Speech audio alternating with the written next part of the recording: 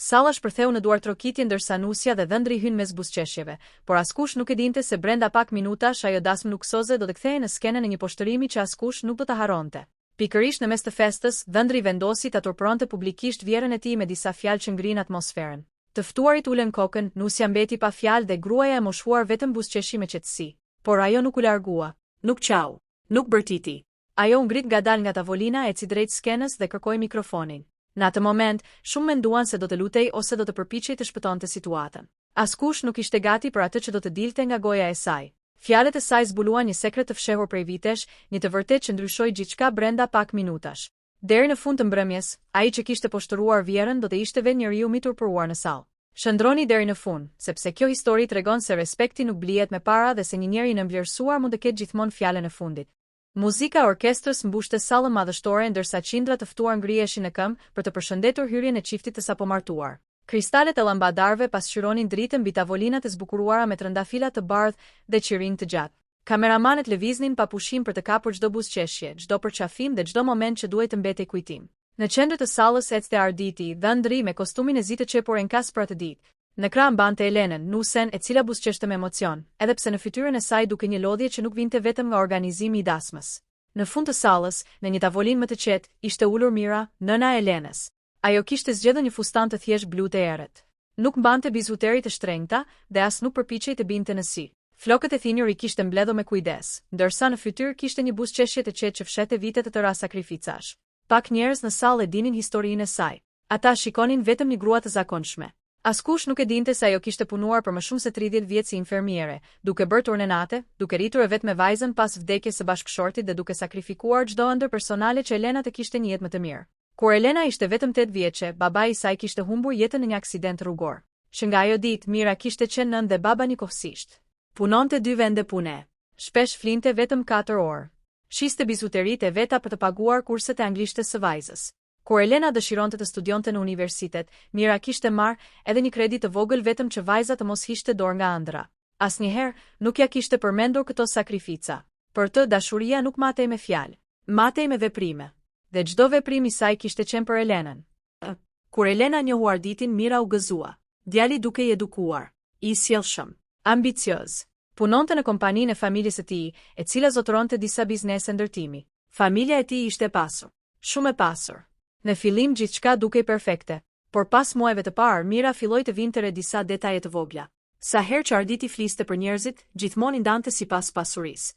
Ky është njeri me nivel. Ai nuk është në standardin ton. Këta njerëz nuk janë të klasës son. Fillimisht Mira mendoi se ishte thjesht mendje madhësirinore, por me kalimin e kohës ajo kuptoi se nuk ishte vetëm kaq. Arditi besonte vërtet se vlera e një njeriu matej nga llogaria bankare. Megjithatë nuk ndërhyri, nuk donte të prishte lumturinë e vajzës. Ajo shpresonte se me kalimin e viteve ai do të piqej. Në darkën ku Arditi kërkoi dorën e Elenës, gjithçka dukej elegante. Babai I Arditit fliste për investime. Nëna e tij tregonte për pushimet në Maldive, ndërsa Mira dëgjonte në heshtje. Kur kamerieri solli verën më të shtrenjtë të restorantit, Arditi qeshi dhe tha me zë të lartë. Shpresoj të mos jetë shumë e shtrenjtë për anën tjetër të familjes. Të gjithë qeshën. Vetëm Elena nuk qeshi. Mira buzëqeshi lehtë. Nuk ka rëndësi çmimi, tha ajo me qetësi. Rëndësi ka që jemi bashkë. Por Arditi vetëm ngriti supet. Për të gjithçka kishte çmim. Me afrimin e dasmës, Elena filloi të ndjente një tension të çuditshëm. Sa herë që nëna e saj jepte ndonjë mendim, Arditi e shpërfillte. Nëse Mira sugjeronte një këngë tradicionale, ai e ndryshonte menjëherë. Nëse propozonte një dekorim më familjar, ai thoshte se dukej I lirë. Një pastite Elena e gjeti nënën duke rregulluar me dorë disa zbukurime të vogla. Mami, pse po lodhesh? Mira buzëqeshi, sepse dua që dita jote të jetë perfekte. Elena e përqafoi fort. Ti arsyeja pse jam këtu. Mira nuk foli, vetëm I ledha ato I flokët. Nga ana tjetër Arditi po bënte plane krejt të tjera. Në një takim me miqtë e tij, ai qeshin ndërsa pinin hiski. Do ta shihni nesër. Çfarë pyeti njëri?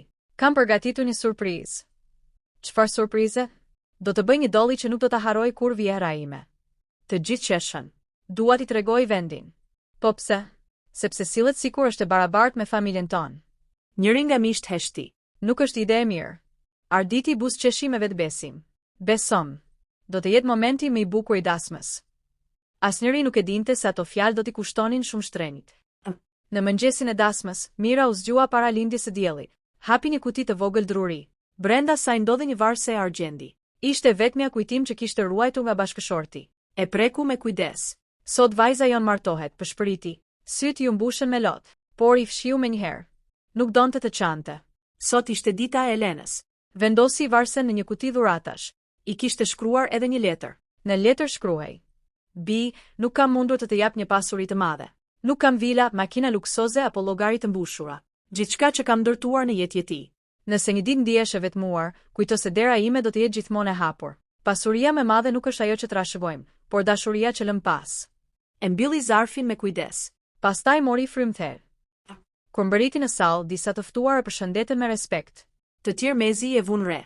Familja e Arditit ishte e zënë duke pritur biznesmen, politikan dhe njerëz me ndikim. Një grua elegante ju afrua. Ju duhet të jeni nëna e nuses. Prisja nuk e di, diçka më luksoze. Mira buzëqeshi. Ndoshta luksi nuk vishe gjithmonë.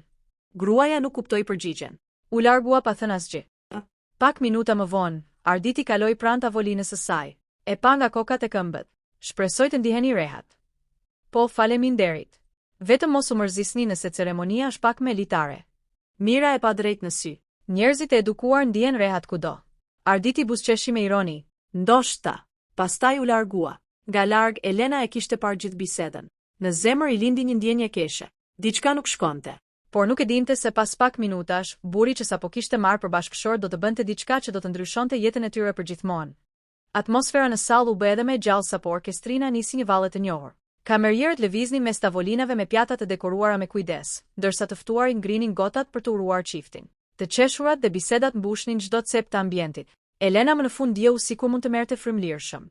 Ceremonia kishte kaluar pa probleme dhe mendoi se ndoshta shqetësimet e saj kishin qenë të kota. Hodhi syt drejt nënes. Mira ishte ulur në të njëjtën tavolinë, duke buzëqeshur sa herë që dikush i afrohej për ta përshëndetur. Një çift të moshuarish ju afrua. Mira, nuk të kemi parë prej vitesh. Ajo u ngrit me njëherë. Sa bukur që erdhët. Burri i moshuar i shtrëngoi dorën. Nuk mund ta humnim këtë ditë. Ti ke qenë pranë nesh në momentin më të vështirë të jetës. Elena dëgjoi me kurreshtje. Për çfarë ke fjalën, pyeti. Gruaja e moshuar buzëqeshi.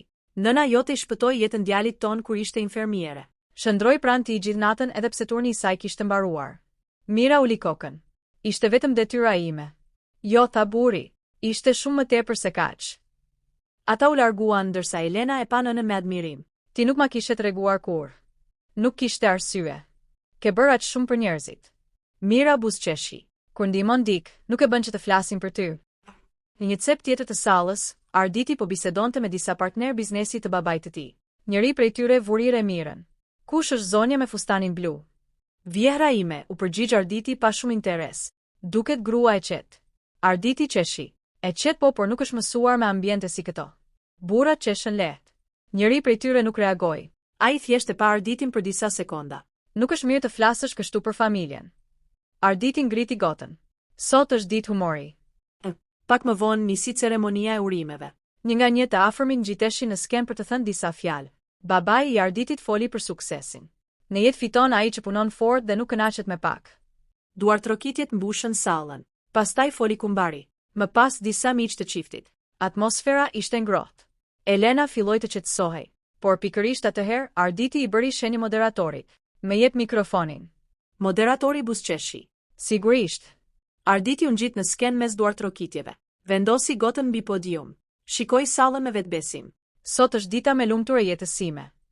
Të gjithë duartrokitën. Dua të falenderoj familjen time që më ka mësuar çfarë do të thotë suksesi. Sërish duartrokitje. Pastaj buzëqeshi në një mënyrë që Elena nuk e kishte parë kurrë. Sigurisht, dua të falenderoj edhe familjen e nuses. Elena ndjeu stomakun të shtrëngoi. Diçka në tonin e tij nuk i pëlqeu. Arditi vazhdoi. Nuk është e lehtë të bashkosh dy botë kaq të ndryshme. Në saura heshtje. Disa prej nesh janë rritur me bollëk. Disa të tjerë, ai bëri një pauzë të gjatë. Kanë pasur fatin të përfitojnë prej nesh. Disa njerëz kthyen kokën nga Mira. Elena u zbe. Ardi, ai nuk e dëgjoi. Dua të falenderoj veçanërisht vjerën time. Mira ngriti kokën, sepse ajo arriti të rrisë një vajzë të mirë, edhe pse nuk kishte mundësitë që kemi pasur ne. Në sallë u dëgjua vetëm zhurma e gotave. Arditi vazhdoi. E di që për ju kjo dasmë është ndoshta eventi më luksos ku keni marrë pjesë ndonjëherë. Një grua mbuloi gojen me dorë. Një burr uli syt. Askush nuk qeshi, por Arditi mendoi se po bënte humor. Sinqerisht, duhet të jetë emocionuese të shohësh se si vajza jote më në fund hyn në një familje me standarde të larta. Në tavolinën e parë, babai I tij nuk buzëqeshi. Madje nisi të dukej I shqetësuar. Elena u ngrit menjëherë. Mjafton. Por Arditi ngriti dorën. Jo, më lër ta mbaroj. Ajo e pa e tronditur. Nuk po e njihte më. Ai vazhdoi. Nuk është turp të jesh I varfër. Njeriu nuk zgjedh ku lind. Por është fat I madh kur dikush të jep mundësinë të bëhesh pjesë e një familjeje si kjo. Në sallë nuk dëgjohej as muzika. Orkestrina kishte ndaluar së luajturi. Kameramanët nuk dinin nëse duhej të vazhdonin regjistrimin. Një fëmijë pyeti nënën e tij me zë të ulët. Pse nuk po flet njeri? Nëna nuk dinte çfarë t'i përgjigjej. Mira nuk lëvizi. Nuk ndryshoi shprehje. Vetëm e shikonte Arditi me një qetësi që filloi ta shqetësonte edhe atë vet. Ai priste zemërim. Lot, britma, por nuk mori asgjë, vetëm heshtje. Një kushëri I Elenës u ngrit. Kjo është e tepërt. Një tjetër shtoi. Kërko falje. Arditi buzëqeshi me ironi. Pse? Vetëm po them të vërtetën. Babai I tij u ngrit në këmbë. Ardit. Po baba? Ulu. Ende nuk kam mbaruar. Thash ulu. Për herë të parë në fytyrën e Arditit u duk një grim pasigurie, por krenaria nuk e la të ndalej. Ai mori frymthe. Dua të jap edhe një dhuratë simbolike vjerësime. Moderatori I solli një zarf. Arditi e ngriti lart. Brenda ka disa para. Ndoshta do t'i hyjë në punë. Në sallë u dëgjua një pëshërtim kolektive. Një grua filloi të çante. Elena mbuloi fytyrën me duar. Jo. Arditi zgjati zarfin drejt Mirës. Merreni. Ashtu siç ndihmojnë njerëzit në nevojë. Askush nuk mund ta besonte atë që po ndodhte. Mira u ngrit ngadalë. Çdo hap I saj dëgjohej në heshtjen e plot. Ajo ju afrua skenës. Të gjithë menduan se do ta merrte zarfin, por ajo kaloi pranë tij pa e prekur. Ndaloi përballë moderatorit. Mori mikrofonin me një lëvizje të qetë. Pastaj u kthye nga të gjithë të ftuarit. Në fytyrën e saj nuk kishte zemërim, vetëm një qetësi e thellë. Një qetësi që e bëri gjithë sallën të mbante frymën. Arditi buzëqeshi me përçmim. Më në fund do të dëgjon një falënderim. Por sapo Mira ngriti mikrofonin pranë buzëve dhe tha fjalinë e parë, buzëqeshja e tij filloi të zbehej. Mira mbajti mikrofonin me të dyja duart. Nuk u ngut të fliste. Heshtja në sallë ishte bërë aq e thellë, sa dëgjohej vetëm zhurma e lehtë e kondicionerit dhe kërcitja e kamerave që vazhdonin të regjistronin. Arditi qëndronte disa hapa larg saj, ende me zarfin në dorë. Në fytyrën e tij kishte një buzëqeshje të ngrirë. Ai priste që Vjera të kërkonte falje ose të largohej e poshtëruar. Por Mira ngriti syt drejt të ftuarve dhe foli me një zë të qetë. Mirë mbrëma të gjithëve. Asnjë njeri nuk lëvizi. Para së gjithash, dua t'ju falenderoj që jeni këtu për të festuar ditën më të rëndësishme në jetën e vajzës sime. Ajo hodhi një vështrim nga Elena. Vajza po çante në heshtje. Tha Mira me butësi. Nuk është vetëm vajza ime. Ajo është krenaria ime. Elena uli kokën ndërsa lotët nuk pushonin. Mira vazhdoi. Nuk doja të flisja sonte. Kisha përgatitur vetëm një urim të shkurtër. Nuk më pëlqen të jem në qendër të vëmendjes. Pastaj e ktheu kokën nga Arditi, por ndonjëherë heshtja bëhet pa drejtësi. Në sallë nuk piptiu askush. Arditi kryshëzoi duart. Po e bën dram pa arsye. Mira nuk reagoi. Kur humba bashkëshortin tim, Elena ishte vetëm 8 vjeçe. Shumë njerëz në sallë nuk e dinin këtë. Atë ditë mendova se jeta ime kishte marrë fund.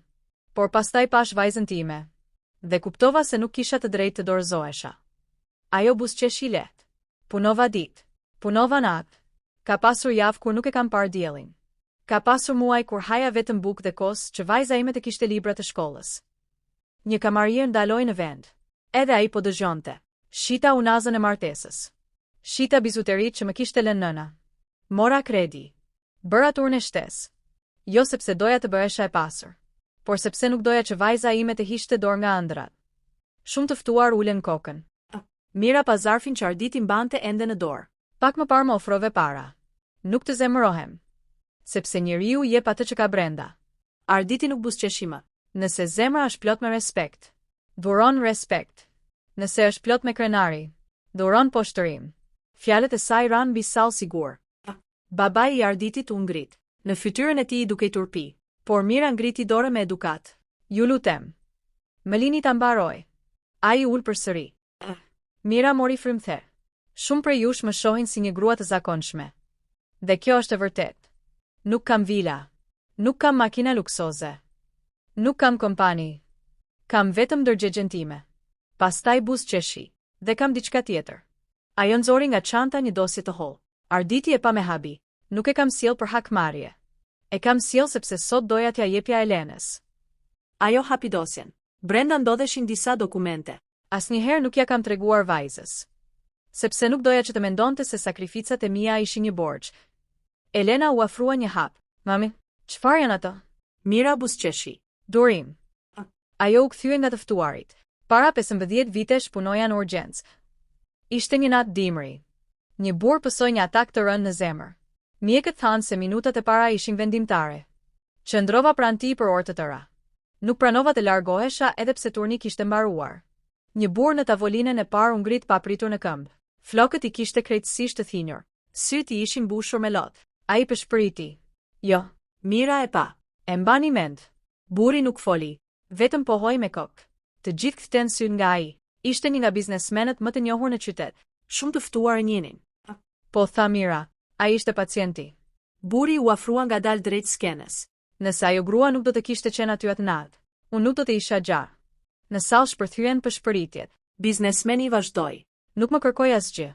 As nuk e mora vesh emrin e saj deri shumë vite më vonë. Kur e gjeta për ta falënderuar, ajo më tha vetëm një fjali.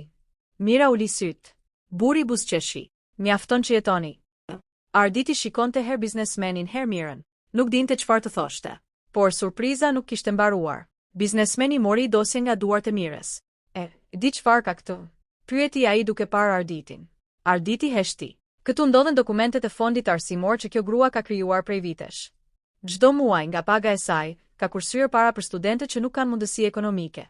Në sallë u dëgjua një murmurim habie. Janë ndihmuar 10 të rinj. Asnjë nuk e dinte kush i financonte. Mira ndërhyri menjëherë. Nuk kishte nevojë ta thoshe. Biznesmeni buzëqeshi. Sonte kishte. Pastaj ai u kthye nga Arditi. Dhe ka edhe diçka. 3 vjet më parë kompania ime kishte probleme financiare. Mira ishte ajo që më bindi të mos mbyllja fondacionin. Madje dhuroi një pjesë të kursimeve të saj. Të njëjta kursime që ti i quajte varfëri. Në sallë mbretëroi heshtje. Askush nuk shikonte Arditin me admirim. Mira mori përsëri mikrofonin. Pasuria nuk matet me atë që ke në bankë. Matet me jetët që ke prekur. Me njerëzit që të kujtojnë kur nuk je në dhomë. Me respektin që fiton kur askush nuk është i detyruar të respektojë. Ajo e pa drejt Arditin. Ti më poshtërove sepse pe fustanin tim. Por nuk u përpoqe të njihe historinë time. Ky ishte gabimi yt më i madh. Arditi uli syt për herë të parë. Në fytyrën e tij nuk kishte mbetur më asnjë shenjë arrogance. Dhe ndërsa heshtja vazhdonte të mbulonte sallën, të gjithë prisnin të shihnin se çfarë do të bënte ai pas këtyre fjalëve. Në sallë nuk dëgjohej më as muzika. Orkestra kishte ndalur prej disa minutash, ndërsa kameramanët vazhdonin të regjistronin çdo sekondë të asaj që po ndodhte. Askush nuk donte ta humbiste fundin e kësaj historie. Arditi qëndronte i ngrirë.